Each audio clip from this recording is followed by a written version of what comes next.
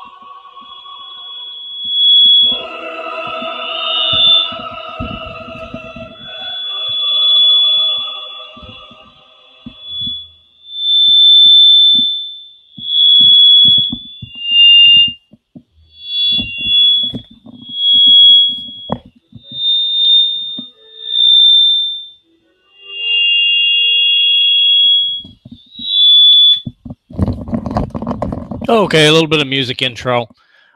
Just wanted to go ahead and do a little bit of a tribute to Star Wars and kind of cover the reboot of it, which personally I thought was a disaster. So I'll go back to 1977. I was at basic training in Fort Dix, New Jersey. Had a weekend pass, went to Camden, New Jersey, saw the very first Star Wars movie, thought it was amazing, followed it through the 80s. We had Empire Strikes Back. A lot of people say that was the best one. Now, Return of the Jedi was my personal favorite. Then came the prequels. A lot of people were kind of down on the prequels. I thought they were actually pretty good. For the most part, there was a lot of good action. You had probably some of the best lightsaber duels in the entire franchise during that portion. And then when that was finished up, we had the lull. Disney took over the franchise, bought Lucasfilms, and we got the announcement that they would be doing individual movies like, of course, Rogue One and the Han Solo film coming up, and then a reboot of the entire main theme. Now, I'll get to the rest of that later. I just want to say people through generations have movies that, you know, they look at. For some of us older people, you know, 70s, early 80s, Star Wars was it. You have the Harry Potter franchise, Lord of the Rings. So when I saw the original Star Wars, I thought, wow, this is amazing. And of course, it spawned and rebooted science fiction films all over the place. You had TV series pop up like Battlestar Galactica. Then later on, you had film noir, science fiction, and the Blade Runner. You had gothic horror in Alien, which instead of a haunted house or a ghost town, you had a spaceship and a monster. So Star Wars made a huge impact on the film industry and the generation of people who watched it. Now, I watched all of them. Personally, I really liked Return of the Jedi. That's still probably my favorite, despite we got Ewoks instead of Wookiees on Kashyyyk. We get little tiny teddy bear Ewoks on Endor, which was really annoying. But despite that, I still think the confrontation with Luke, Darth Vader, and the Emperor was one of the best moments in the entire franchise history. And of course, prior to that, the rescue of Han Solo from Jabba the Hutt. A lot of people were down on the prequels when they said, okay, we're going to go back and do the prequels. I thought Phantom Menace was actually pretty good. And the actor who played Palpatine, for those who don't know, I mean, I know the fans who do follow it know that it was the same actor who played the Emperor in Return of the Jedi. And he came back and did all the prequels as Palpatine. Now, I didn't think the Phantom Menace was that bad. People were down on the Jar Jar Binks character, but I thought the pod racing scene was great. The discovery of the child of Anakin, and then, of course, later on, you had a phenomenal, again, one of the best lightsaber duels with Qui-Gon and Obi-Wan versus Darth Maul. And to this day, you got to admit, come into that hangar bay, door comes up, cue the music, Duel of the Fates, Darth Maul, boom. I mean, it was phenomenal. And the battle with the Gungans and the droid army, also good. Now, the ships blowing up from the inside started to get old. You did it in Empire Strikes, or in Return of the Jedi. You did it in New Hope, and now you reboot it again. So that part got kind of old. But overall, I liked the movie, and I thought Attack of the Clones was phenomenal. I mean, again, some of the best action in the entire franchise. You could slowly start to see the manipulation, and what was really neat was that they ended the film and then went into an animated series. And for those who haven't seen the Clone Wars animated series, amazingly enough, it picks up where the second film, Attack of the Clones, ends. And again, a lot of action. I mean, that was a great movie. Some people were down on it for itsy bitsy reasons. That was really a good film. And the animated series ends and literally sets up Revenge of the Sith. If you watch that last episode of the Clone Wars, the animated series, Revenge of the Sith picks up immediately where that leaves off. And that was a phenomenal job. And you see the manipulation. I really liked the way they showed how Palpatine subtly, in some cases, would speak to Anakin, and the little bits and pieces. And then, of course, then he goes, when he finally comes out and goes over the top, and they have the huge fight. And then the way he finally subverts Anakin, who becomes obviously Darth Vader. And same thing, great lightsaber duels in that movie, and gives you kind of an insight into the way the whole Sith takeover and the subversion of the Republic that became the Empire, that, of course, you see in the original Star Wars, in New Hope. Now,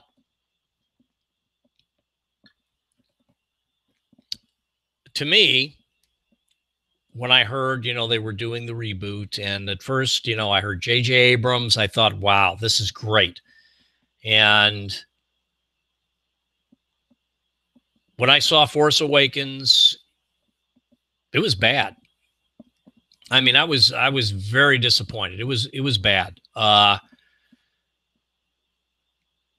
my biggest complaint is there was no backstory between Return of the Jedi, and the point they got to in Force Awakens. Now, when the franchise originally started with Star Wars, which, as we know, was actually the fourth episode in the franchise, in the series, you didn't really need a backstory because it was starting out fresh, and you picked up pieces of it as it went along, and you find out that Luke and Leia are actually brother and sisters, and, I can go on. But now you have an established franchise. You throw Force Awakens out there, and you say, okay, at the end of Return of the Jedi, the Empire is defeated. Darth Vader's dead. The Emperor is dead. So how on earth did this so-called New Order all of a sudden spring up, become a major power, and now controls, the galaxy, and the rebels who won the battle or won the war are now on a run? It's one thing when you start a franchise, but when you have an established franchise, you have no backstory to go from point A to point B. It's a huge fail. And I saw Force Awakens. I was very disappointed. On top of that, it looked like a complete rehash of New Hope. And then on top of all of that, they wax Han Solo. Okay. They continued that. They killed off a main character. And, of course, Return of the Jedi comes out. And I thought, all right, well, please fix the disaster. I watched the trailers. I thought, yeah, Return of the Jedi is going to be great. And it turned out to be a bomb on nuclear proportions.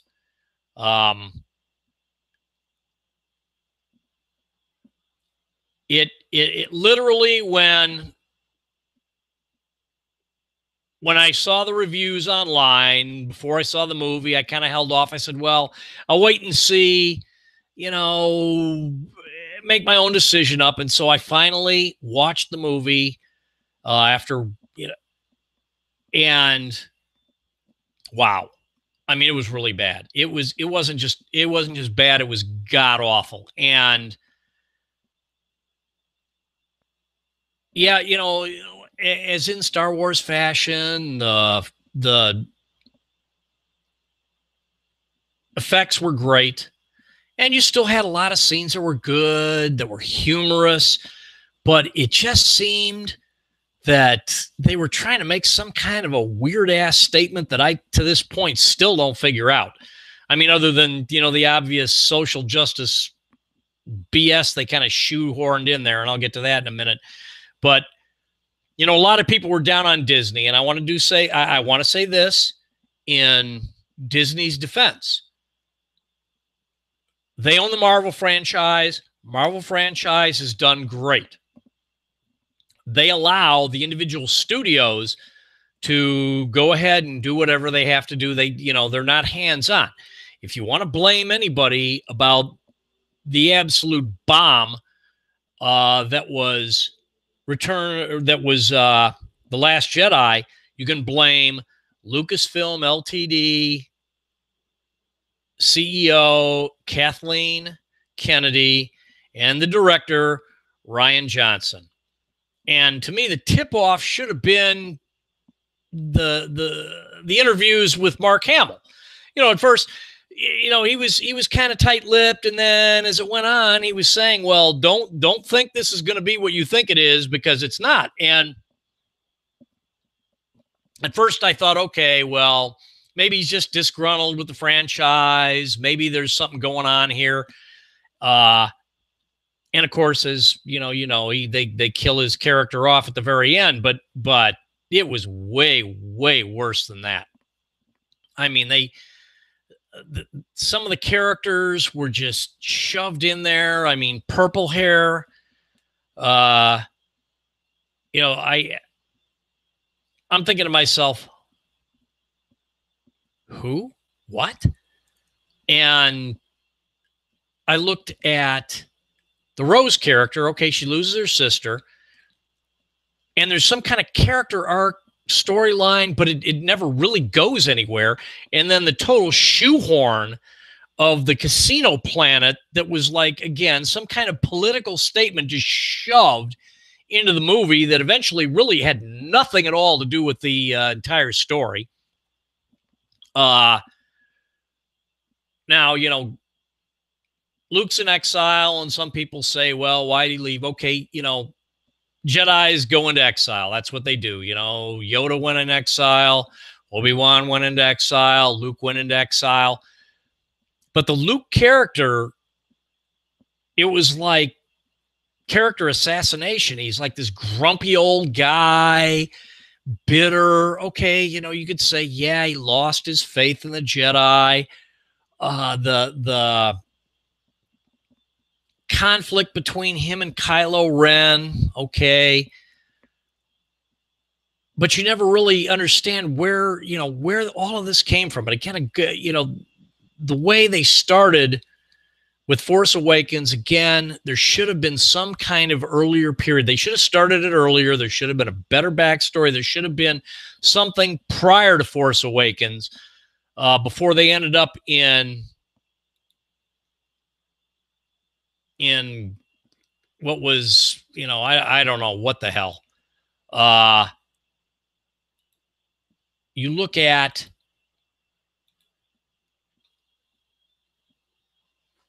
where he just, you know, he seems detached, disinterested. And again, I could say, yeah, he lost his faith. The main character brought him back. And of course, I could go on and on about her character, the Mary Sue, who, you know, with absolutely zero training, managed to basically face off against Kylo Ren. And we find out nothing special about her, no skills, you know, and you look at, and I go back, and this is the whole absurdity in it. You look at Luke, who supposedly is powerful in the Force, but needs all this training and enlightenment through Obi-Wan, and then, of course, goes to Yoda, and then bang. No training, and suddenly she's facing off against Kylo Ren, and she's facing off against Luke. And the scenes with Yoda from beyond in the Force were just totally wasted. They added absolutely nothing. And the one point in the movie, which I thought would have been really nice, seeing Luke come in and whip ass, and then we come to find out it's a hologram, and he basically mails it in. It just very, very disappointing. Very, very bad. The direction they sent this in. And I heard, you know, Rian Johnson, who said he didn't care about what the fans thought, said they wanted to bring more strong female characters, more diversity. Huh? Star Wars has always had strong female characters. Padme, Leia. It's always had diversity. Hello. Calrissian, Trace Windu, you know, it's always had all of that. And what I can't understand, you know, they did a great job with Rogue One. Rogue One was phenomenal. Actually, the last 30 minutes of Rogue One was some of the best action in the entire Star Wars franchise, particularly, of course, anybody who's seen it, you know, the little bit part where Darth Vader is absolutely whipping ass on the rebels trying to get into their ship. Spectacular. And then you spit out a dud like Last Jedi, and it's just a head scratcher, and you wonder what on earth are they doing and what direction are they going in? The portion with the Mary Poppins deal with Leia, who's never had a single bit of Jedi training in her life and manages to surround herself with a force shield and zip into a ship. Personally, halfway through the movie, I wanted to see Poe get up and just bitch slap everybody and take charge. You know, I mean, he they branded him as hot-headed, this and that, but actually he seemed like the only character with his head on his shoulders. And the scene where the ship basically light speeds and blasts into another ship, I want to ask myself, okay, in Return of the Jedi, You had a suicide attack that crashed a ship, brought the dreadnought down, but it was because their shields weren't intact. Yet in this case, where were the shields? And some people could say about the bombing of the ship, with bombs in space, and where's the gravity, and some of that I can get over with, but some of it just was just silly. It just was silly and annoying.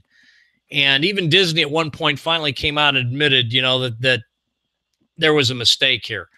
Now, I know the next movie will be coming out. There's the next one's planned. I hope J.J. Abrams gets off his ass, gets involved, and fixes this debacle. Because right now, I'm looking at this and I say, okay, Force Awakens looked like a complete rehash of New Hope.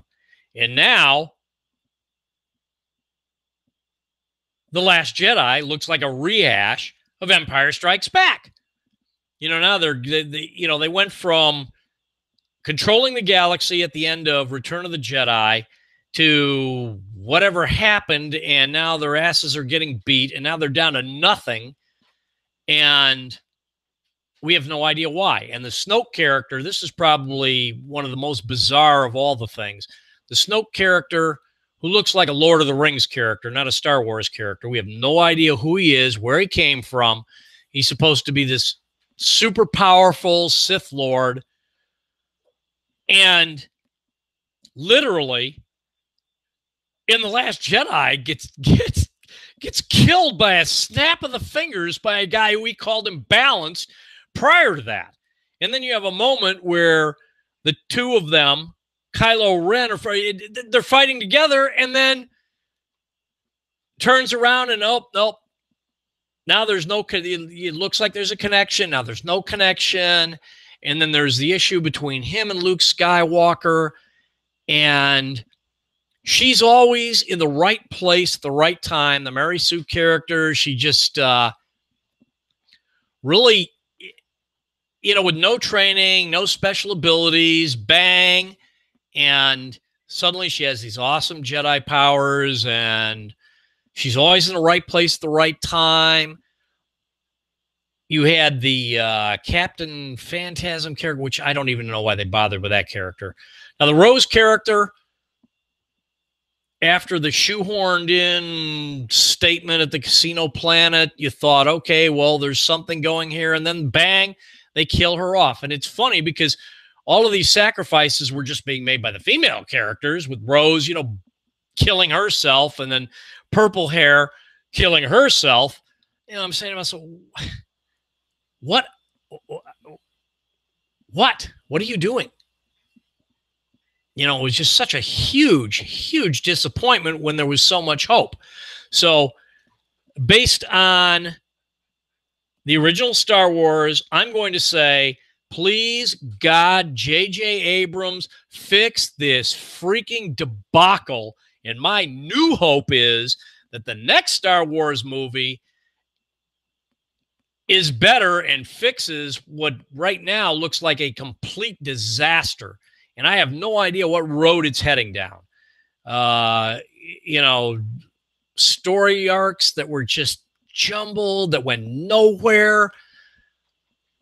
It's unfortunate. And the political statements that were trying to be made, and granted, now George Lucas made subtle political statements, in his earlier movies. For instance, the stormtroopers always kind of looked like Nazis. And it was kind of humorous because in Revenge of the Sith, he had Anakin make a statement that you're either with us or against us.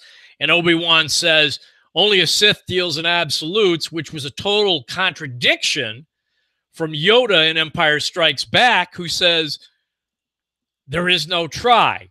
Do or do not, there is no try, which is an absolute. So I thought that was humorous. That's one of those things, I think he stuck it in there after Bush's 9/11 speech, but it was a total contradiction of earlier things said in Empire Strikes Back. So anyway,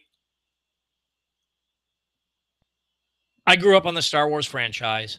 I loved Star Wars, Empire Strikes Back, Return of the Jedi. I liked the prequels. I liked Rogue One. The Solo movie looks good, but the 2 reboot movies, Force Awakens and The Last Jedi, are horrible. They are horrible. And I hope they can fix this mess, because a lot of fans are going to turn away. And when I say fan, I mean not somebody who's going to throw a costume on and go to a convention or whatever and dress up like a, like a stormtrooper, but people who watch and follow the series and were really looking forward to the reboot. Me personally, I am grossly disappointed in what they have done with the franchise. And I can only hope they fix this mess. So this is Mac Bolan tonight, talking Star Wars. Hope you all have a good May the 4th be with you, and hopefully we get a better product. I'm looking forward to the Solo film. I think that one's going to actually be pretty good, because Rogue One was really good. So keeping my fingers crossed. You all have a good night. More to follow. Take care.